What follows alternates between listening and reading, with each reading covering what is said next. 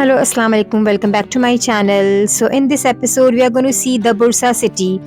अब हम जा रहे हैं Snow Mountain and other city. That's Bursa. It's a 700 years old city. और इससे यहाँ जाने के लिए we booked the tour with Zogo Travels. You can catch them on Instagram for booking.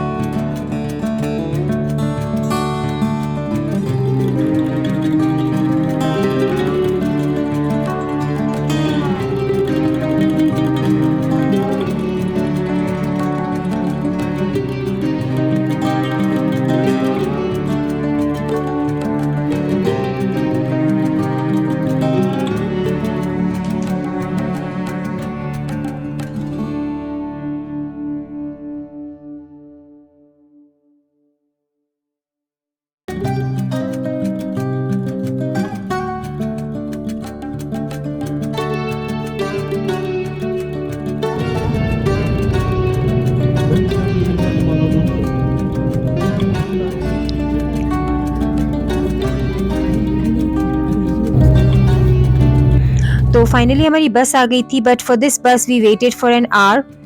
और हमें हमारे घर के पास से बेलुदुजु स्टेशन पर आप जब सुबह जाएंगे तो रात को 3 बजे से यहाँ के टूर स्टार्ट होते हैं, because this city is very far. So सुबह 3 बजे से हमें टाइम दिया गया था that we have to reach to the station at 3 o'clock।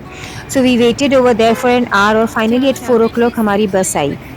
तो आप देख सकते हैं यहाँ पर सारे ही जो टूर्स जाते हैं, SS tours and many other tours, there are so many tours and travels, आपको इंस्टाग्राम पे सारे ही अवेलेबल हो जाएंगे। For that booking you have to book your tour 1 week prior. और यू कैन सी लाइन से यहाँ पर 15 to 20 बसेस खड़ी हुई है and it was very amazing. बहुत सारे लोग थे and the tour spin started on 21st of December, क्योंकि जब स्नो स्टार्ट होता है तभी ही ये टूर स्टार्ट होता है। तो ऑलमोस्ट 21st December से ये टूर स्टार्ट हो गए थे। So we book the tour. आप देख सकते हैं there so many people and they are putting their name tags on the buses. That's SS tour. SS tour is a very famous tour. You can catch them on Instagram. लेकिन जो SS tour है वो सिर्फ आपको snow mountain ले जाता है। हम जो टूर के साथ गए थे वो स्नो माउंटेन के साथ साथ हमें बुरसा के जो 700 इयर्स ओल्ड सिटी है और कम्प्लीटली वहाँ पे जो उर्हान गाजी उस्मान गाजी की मज़ार है ऑटोमन एम्पायर की, वहाँ पर भी हमने विज़िट किया था। तो stay tune with me and ये एपिसोड 1 है जिसमें I will be showing you the 700 years old city. तो आगे देखते हैं क्या होता है।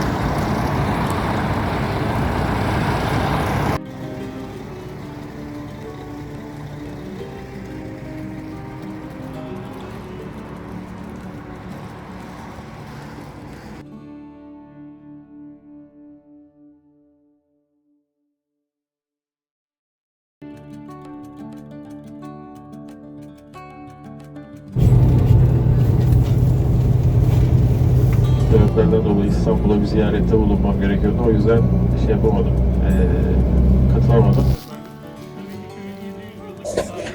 और फाइनली हम लोग जुमाली किज़लिक विलेज में आ गए, दैट 700 ईयर्स ओल्ड विलेज। और मॉर्निंग 8 ओ क्लॉक को सबसे फर्स्ट हमारा जो हॉल्ट था वो इस विलेज में था। This is 700 years old village and before Osman Ghazi Bursa को कॉन्क्यूर करते उससे पहले लोग यहाँ पर आके सेटल डाउन होते थे एंड बिकॉज इससे अगर हम लोग ऊपर जाते थे तो यहाँ पर माउंटेन्स होते थे। सो यहाँ पर जो पानी होता था एंड द वुड जो होता था वो बहुत ही ज़्यादा अच्छी क्वालिटी का होता था बिकॉज माउंटेन्स में से फ्लो होके प्योर नेचुरल वाटर आता था and the wood used to be proper. So लोग यहाँ पर आते थे एंड जो लोग फतेह करने से पहले लोग यहाँ पर आके बोज एरोज और जितनी भी कॉन्क्यूर फाइट के लिए जितनी भी चीज़ें चाहिए होती थी उस वक्त वो लोग प्रिपेयर करते थे एंड यहाँ पर आके सेटल डाउन होते थे। एंड जिनके घर भी होते थे ये ऐसे होते थे बिकॉज गलियाँ बहुत छोटी होती थी ताकि एक घर और दो घरों के बीच में इतना डिस्टेंस नहीं होता था। आप इस वीडियो में भी देख सकते हैं कि जो गलियाँ थी वो बहुत छोटी छोटी गलियाँ थी कि ऑलमोस्ट एक टाइम पे सिर्फ एक ही बंदा जा सकता था।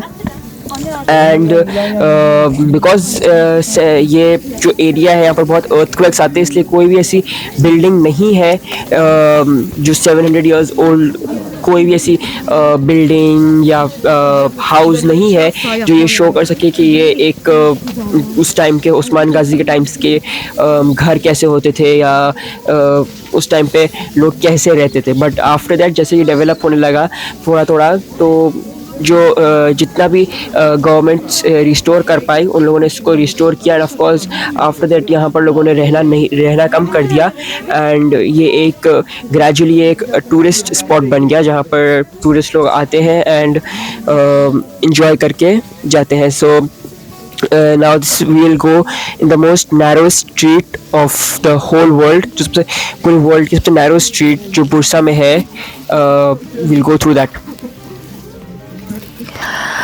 And this city is in the neighborhood in Bursa's province in Turkey. And Bursa is a very small and a very old city in Turkey. And it is situated in the 10-kilometer east of the Bursa city, this Jumali Kizlik province at the foot of Mount Ulul Dag. Mount Ulul Dag is a very huge snow mountain जो हम दूसरी वीडियो में देखेंगे. In this video we are just covering the narrow lands and the narrow village of this Jumali Kizlik. Now the history goes back to Ottoman Empire, the foundation period. This village is now included with the borders of Yildirim district as a neighborhood of Jumalik Kizlik and was founded as a Waqif village. The historical textures of this village has been well protected and the civilians' countryside architectural structure of the early Ottoman periods are still intact.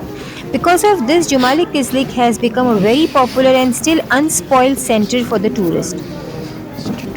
It was very freezing cold और इसके बाद क्योंकि हमें snow mountain जाना है तो आप देख सकते हैं यहाँ पे there were so many buses were here. जो सुबह हमने हमारे साथ बस चली थी वो सारे ही टूरिस्ट यहाँ पर हॉल्ट होते हैं because this is on the way to Uludag mountain. So first we all the tour guides they make they halt over here और यहाँ पे टर्किश ब्रेकफास्ट हुआ। फिर उसके बाद यहाँ पे जो स्मॉल हैंडमेड स्टफ्स की शॉप्स थी वहाँ से थोड़ी बहुत shopping and then we proceeded our tour to Ulul Dag Snow Mountain.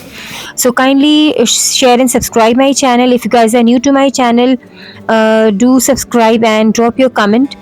And in the next episode, we'll be seeing the complete snow mountain.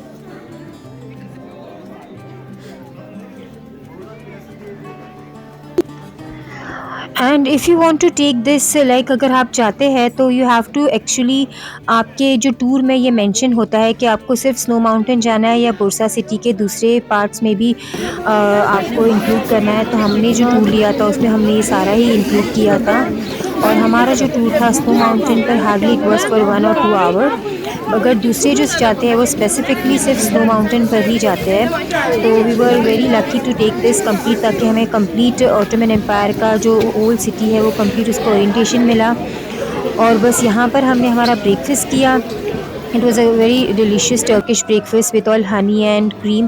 तो मेक श्योर करें कि आप जाते हैं वहाँ पर तो आप वहाँ का टर्किश ब्रेकफास्ट अपने साथ में टूर में इंक्लूड करें।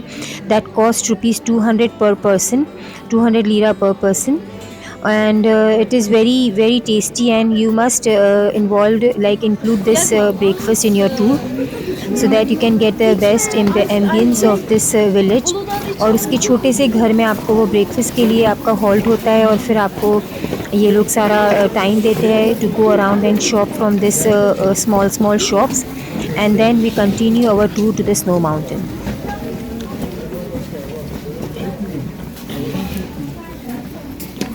Finally the tour of this village has come to an end, और अब आगे से आप देखेंगे कि आपको कंप्लीट स्नो माउंटेन बहुत दूर नज़र आ रहा है। सो द नेक्स्ट वीडियो जो मेरा होगा वो कम्प्लीटली स्नो माउंटेन का होगा, स्कीज़ and it's an very amazing picture video होगी, क्योंकि वो ऐसा लग रहा है कि इट्स अ कंप्लीट पेंटिंग। बहुत ब्यूटीफुल व्यू था from the snow mountain, you can see behind. और ये सारे टूर्स के बस देख रहे हैं आप, कितनी सारी बसेस हैं।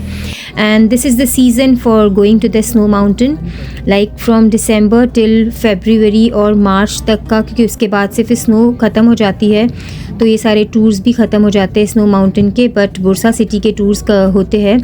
तो now the other buses are coming and they are going for that Cumalikizik village tour. So stay tuned, kindly subscribe my channel and don't forget to drop your comments।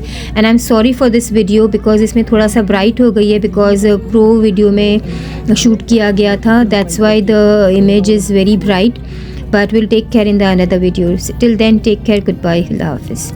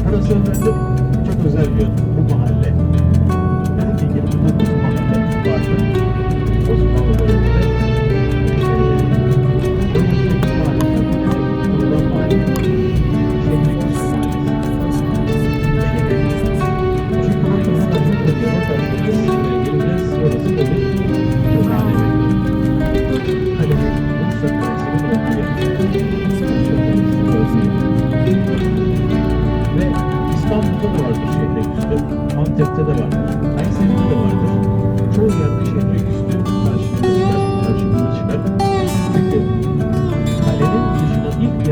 Eve Lezzet isimli ilk yerleşimlere verilen isimler şeklinde. Bunlar ne yapmışlar? Kaleden çıktılar. Şöyle yaklaşık içerisi bunların içerisi çıkmadığı için yeni mahallelerin sürmesine ihtiyaç olduğu için ilk mahalle buraya yerleşimler şehirde insanlar olmuş. Böyle bir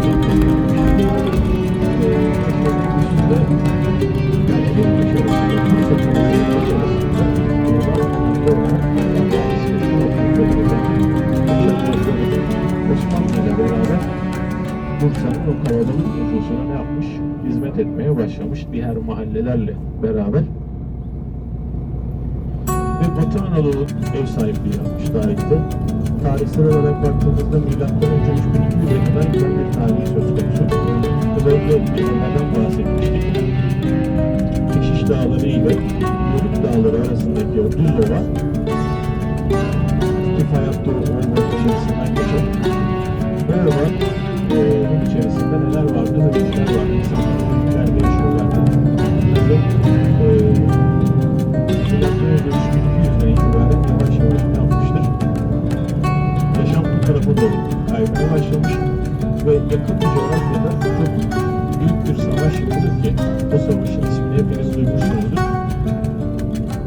Bu savaşın ismini hepiniz duymuşsunuzdur. Truva, Çanakkale'deki Truva Savaşı. Truva Savaşı'yla beraber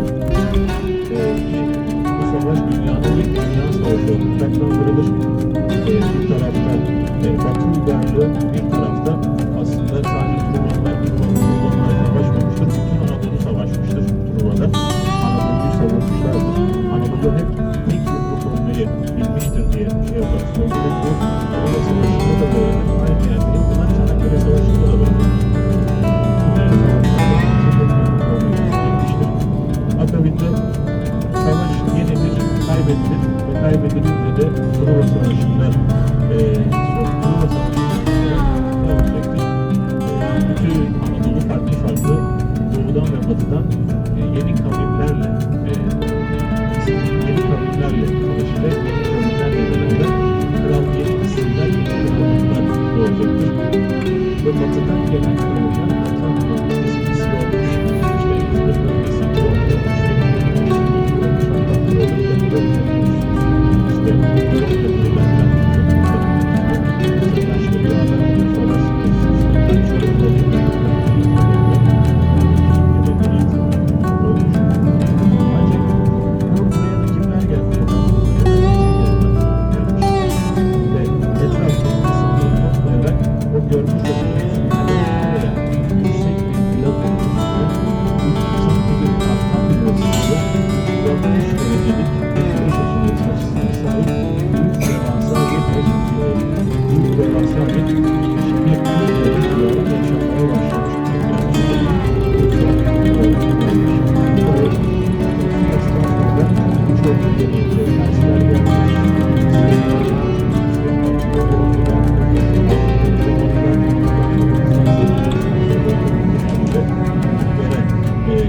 birçok medeniyete ev sahipliği yapsa da efendim şehirlerin nedir? Altın çağlarını yaşıyor. Osmanlı döneminde de hamamları meşhur.